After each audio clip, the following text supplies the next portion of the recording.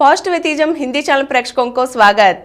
हिंदी के प्रमुख कवि एमपी कमल जी से लिखी हुई भारत के वीर सपूत लोकमान्य बाल गंगाधर तिलक की जीवन गाथा को आपके सामने प्रस्तुत करना चाहती हूँ। आज के अंक में तिलक की रिहाई के बारे में जानेंगे। सरकार तिलक का महत्व समझ गई, उसने तिलक को रिहा करने का मन बना लिया। सरकार सशर्त रिहाई का तैयार हो गई, परंतु तिलक इसके लिए तैयार नहीं थे। तिलक स्वाभिमानी थे। उन्होंने कहा, यहाँ कुम्हाड़ू बतिया कोवू नाही, जो तर्जनी देख डर जाही। उन्होंने सशर्त रिहाई से इनकार कर दिया, परंतु सरकार स्थिति को समझ चुकी थी। उसने 6 सितंबर 1898 को रात के 9 बजे तिलक को रिहा कर दिया। जेल से छूटने के बाद तिलक अपनी पत्नी सत्यभामा तथा परिवार के अन्य सदस्यों के साथ सिंहगढ़ चले गए। सिंहगढ़ की पहाड़ियां तिलक को बचपन से ही प्रिय थी। अपने प्रिय आदर्श पुरुष वीर शिवाजी की याद दिलाती हुई ये पहाड़ियां तिलक के लिए प्रेरणा का स्रोत थी। सांझ और सवेरे वे अपने पत्नी के साथ इन पहाड़ियों की सैर करने जाते थे। वहां की स्वास्थ्यवर्धक जलवायु में तिलक का स्वास्थ्य तेजी से लौटने लगा। एक शाम घर वापस लौटते हुए तिलक पहाड़ी पर बैठ गए और अस्त होते हुए सूर्य को देखने लगे।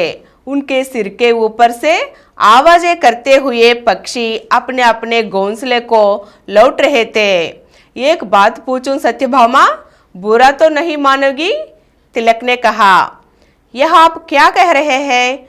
सत्यभामा ने शिकायत सी करते हुए कहा कि मैंने आपकी किसी बात का भला बुरा कभी माना है?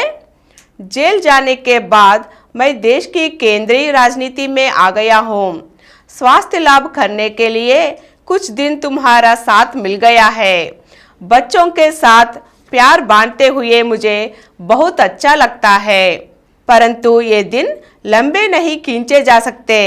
हमारी जिंदगी में साथ रहने की घड़ियां गिनकर सजोई गई है। स्वास्थ्य लाभ होने पर मैं पुनः कार्यक्षेत्र में कूद पड़ूंगा। फिर तुम्हें मेरे बिना ही रहना होगा, बच्चों की जिम्मेदारी और दुख तकलीफों के साथ। मैं यही कहना चाहता हूँ कि इस सब के लिए तुम मुझे माफ तो कर दोगी ना?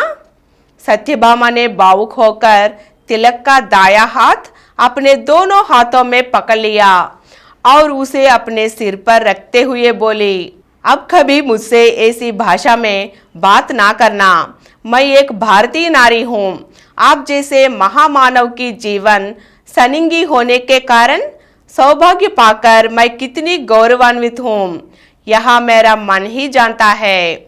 माफी मांगने जैसी बात मुझसे आज के बाद कभी ना कहना। आप बहुत बड़े हैं, मेरे लिए तो सबसे बड़े। मैं इतनी ऊंचाई कभी ना पा सकूंगी कि आप जैसे राष्ट्र पुरुष को। कहते कहते सत्यभामा का गला भर गया। आगे की शब्द गले में ही अटक गए। तुम्हारी आंखों में आंसू नहीं आने चाहिए सत्यभामा। तिलक ने पत्नी की आंखों से आंसू पोंछते हुए कहा, तुम तो मेरी शक्ति हो, तुम मुझे यूं ही प्रेरणा देती रहो। घर और चारों बच्चों का दायित्व संभालते हुए मेरे अच्छे बुरे दिनों की व्यथा पीते हुए मुस्कुराती रहो। मैं तुम्हारा सिर गर्व से ऊंचा कर दूंगा। मेरा सिर बहुत ऊंचा है। आपकी देशभक्ति, आपका त्याग और तप सबने मिलकर मुझे ऊंचे आसन पर बैठ दिया। आप देश हित में किसी भी सीमा तक जाओ, मुझे प्रसन्नता ही होगी।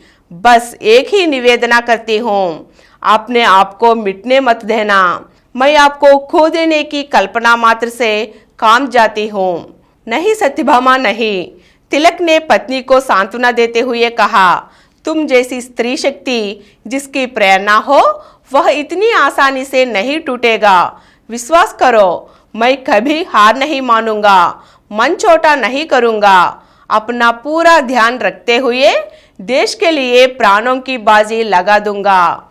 इस तरह तिलक अपनी पत्नी को सांत्वना देते हुए अपने देशभक्ति को प्रकट किया।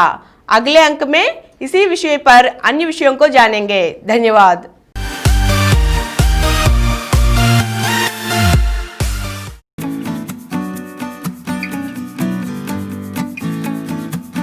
download Samaram multi-channel app and watch your favorite channels from your mobile. App available on Google Play Store and subscribe to the channels. For more videos, please subscribe to this channel Positive Atheism and activate the bell icon.